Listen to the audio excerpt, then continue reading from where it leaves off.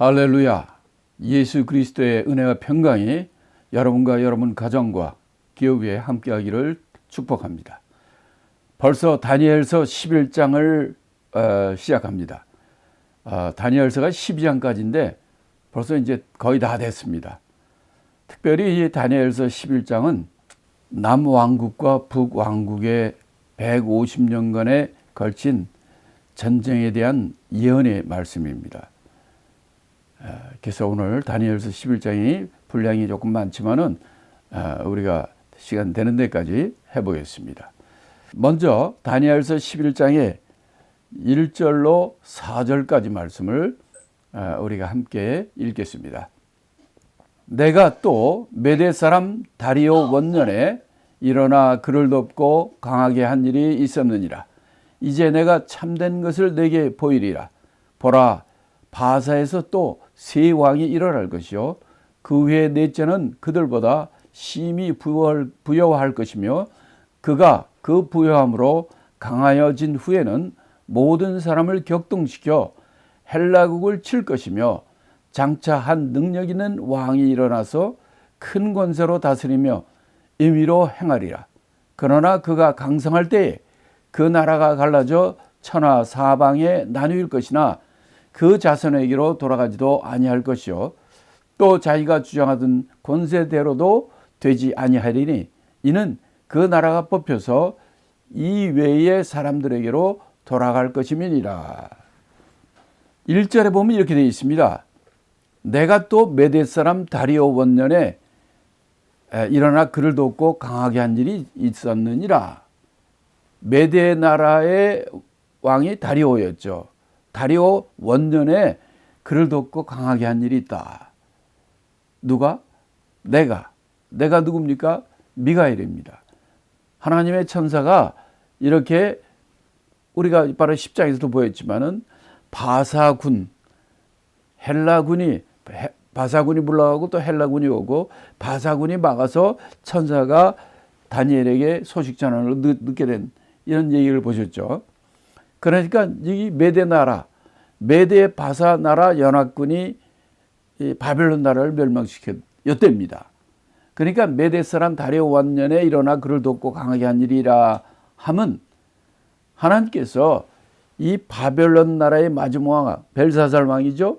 그 벨사살 왕의 마지막 날 그가 죽고 바벨론이 멸망시키고 메대 나라 다리오 왕이 일어나게 됐죠. 바로 이 일을 말씀하는 겁니다. 또 2절에 보면 또 내가 이제 참된 것을 너에게 보이리니 바사에서 세 왕이 일어나고 그 후에 넷째가 나오는데 그가 넷째가 앞에 세 왕보다 더 심히 부여할 것이다.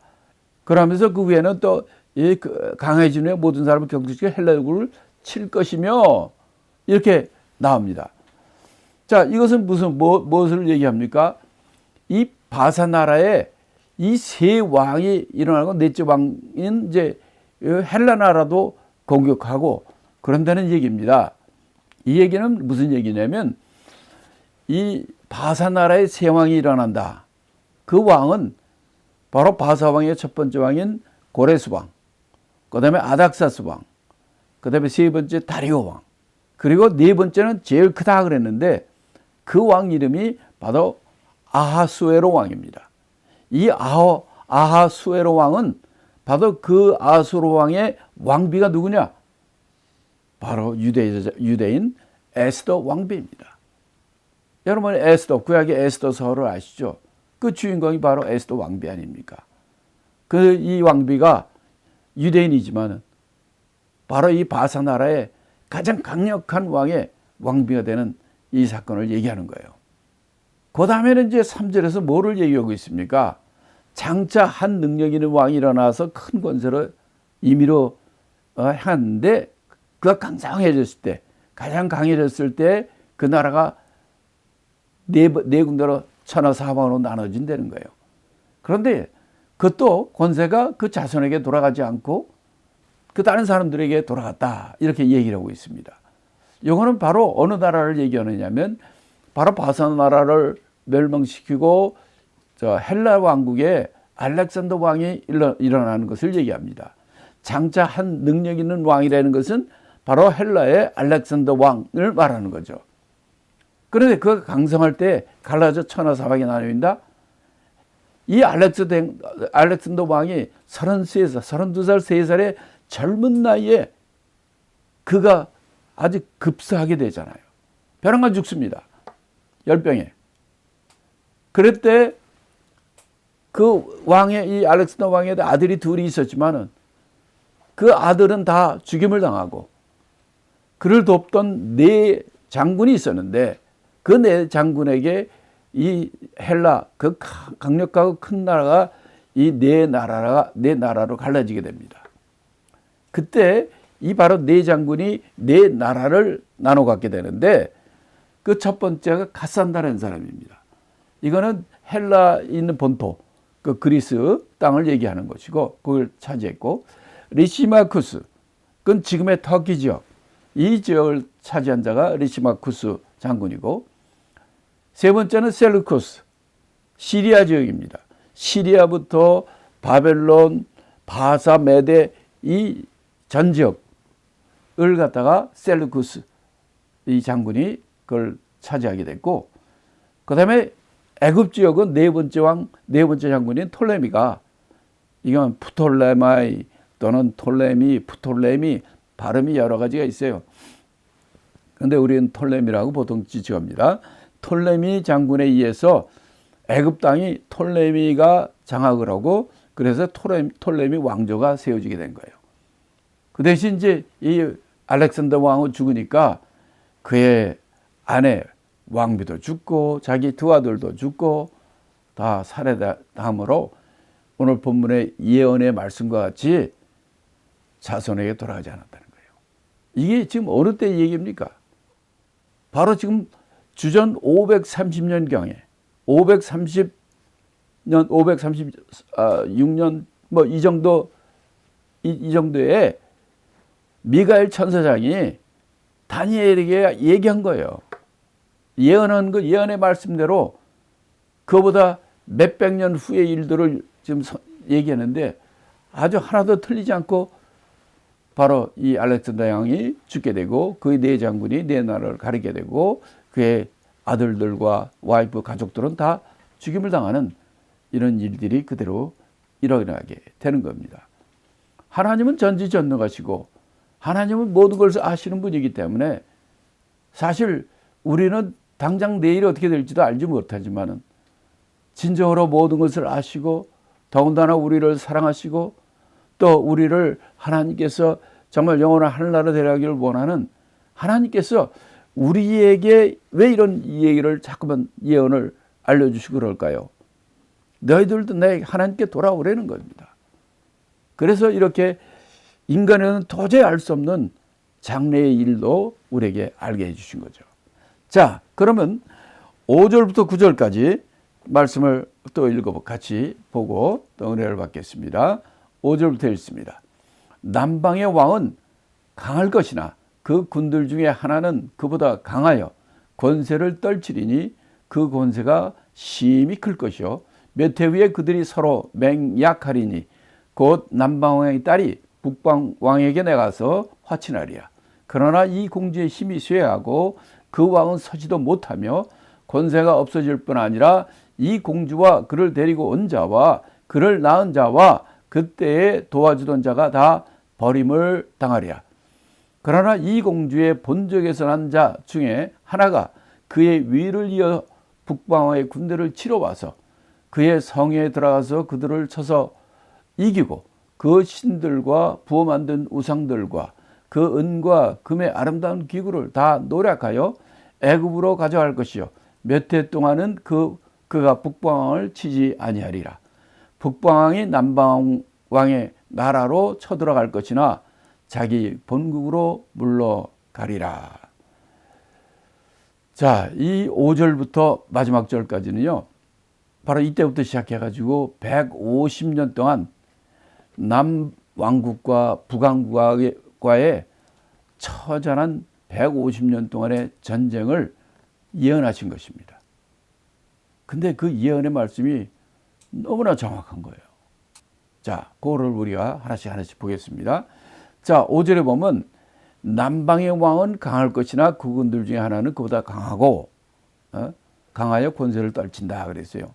남방의 왕은 누구를 말하냐면 애굽의 톨레미 1세를 얘기합니다.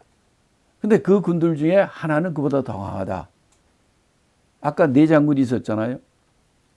톨레미, 셀루코스, 가산다, 이 레시마코스, 이 네 중에 제일 강한 것이 바로 남방왕 톨레미 1세입니다. 애굽의 톨레미 1세와 또 하나는 북쪽에 있는 시리아 셀루코스 1세입니다. 이들이 알렉산더 대왕을 도왔던 장군 중에 하나예요. 근데 네 장군 중에 바로 애굽의 톨레미 1세가 된 이 사람과 또 북쪽, 애굽보다 북쪽이죠. 시리아. 그래서 그걸 북왕국이라고 그러는데 시리아의 셀루코스 1세가 더 강했다는 거예요. 애굽도 강했는데 바로 이 시리아의 셀루코스 1세의 그 나라가 더 강했다는 거예요. 그게 이제 5절의 얘기고 또 6절에 보면 몇 년 후에 그들이 서로 맹약한다 그랬어요. 몇 년 후. 이 몇 년 후는 실제로는 몇 년 후냐면 셀루코스 1세가 죽은 다음에 31년 후의 얘기입니다. 이때 서로 맹약한다. 그게 뭐냐면 서로 평화조약. 싸우지 말고 우리 평화를 맺자 해가지고 남방왕의 딸, 그러니까 톨레미, 그때는 이제 톨레미 1세가 30년 지났으니까 죽고 톨레미 2세가 왕이었고 그의 공주를 톨레미 2세의 공주를 갖다가 북방왕의 왕비로 이제 화친해서 결혼시키는 거예요. 그때 북방왕의 왕이 누구냐면 안티오쿠스 2세입니다. 근데 이제 남방왕의 딸을 보낼 때는 남방왕의 그 딸이 거기에 왕비가 되니까 자기 딸과 연결해 가지고 자기네들이 더 세력이 커지고 그 정략적인 면이 있었죠. 근데 어떤 문제가 생겼냐면 또 그쪽에서는 그쪽대로 다 알죠. 특별히 이제 안티오쿠스 2세는 먼저 결혼해서 있는 왕비가 있었어요. 근데 그거 파혼하고 이 공주를 이 톨레미 2세의 딸, 그 공주로 왕비로 삼았는데 그 이혼당한 그전 왕비가 굉장히 파워가 있어가지고 그에 연합한 세력들에 의해서 공주가 살해당합니다. 왕비로 있었지만 살해당하고 그다음에 그와 함께했던 많은 사람들이 다 쫓겨났어요. 쫓겨나고 살해당했어요.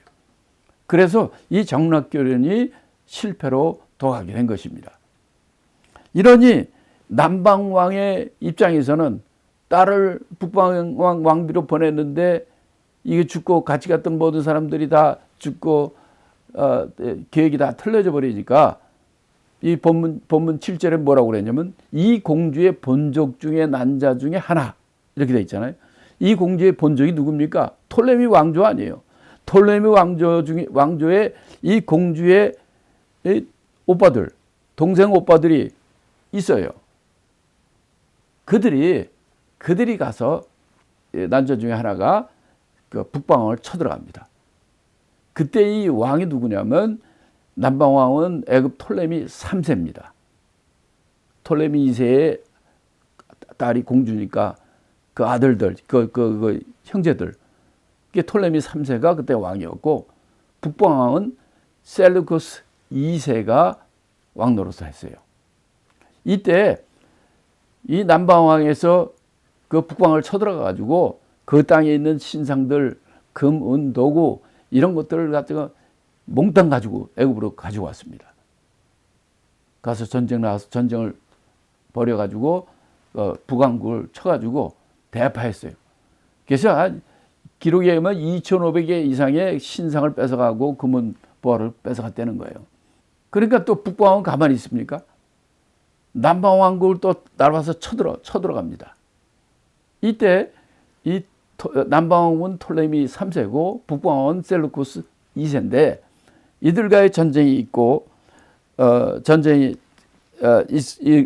있지만은 북방이 남방을 쳤지만은 이걸 실패했다는 거예요. 그래서 9절에 보면 자기나 본국으로 물러갔다 이렇게 얘기를 하고 있어요. 이때부터 이제 5절부터 시작을 해가지고 이 남왕국과 북왕국의 첫 번째 서로도 세력을 넓히려는 데서 시작이 돼가지고 전쟁이 일어났고, 그걸 갖다 서로도 이기려고 딸을 갖다 자기 공주를 갖다가 왕비로 보내는 사건을 하다 다 죽게 되고, 그러니까 서로 원수를 갚는다고 공격을 하고 또 다시 공격하고, 이거를 150년 동안 이 남왕국 북왕국의 전쟁이 일어난 거예요. 우리 남쪽에 우리 대한민국과 북쪽에 북한은 지금 70년이 넘지 않습니까? 전쟁이 난 지 70년, 72년이 됐네. 얘네들은 지금 오늘 11장에서는 남북전쟁이 150년 넘게 처절하게 전쟁이 이제 시작이 돼가지고 좀 한참 지금 벌어지고 있고 앞으로도 갈 길이 멉니다. 근데 이게 역사적으로 그대로 나타난 거예요. 우리 사람들은, 여러분들도 그렇고 저도 그렇고, 우리는 당장 내일 일을 알지 못하고 앞으로 되는 걸 알지 못합니다. 근데 사람들은 지 머리만 믿고 지 경험만 믿고 자기가 가진 권세와 돈과 이런 걸 믿고 사는 거예요. 전부 머리로 뭘 생각을 해가지고 뭐 도박도 그렇고 주식도 그렇고 아니면 뭐 모든 게 이걸 갖다 자기 머리로 하려고 그러니까 늘 안 되는 거예요. 우리는 성경의 말씀과 같이 하나님을 신뢰하고 하나님의 말씀에 순종하는 그런 삶을 살 때 여러분의 인생과 여러분 가정의 인생은 아주 하나님의 축복과 하나님의 형통하심의 인도함을 받게 될 줄 믿습니다.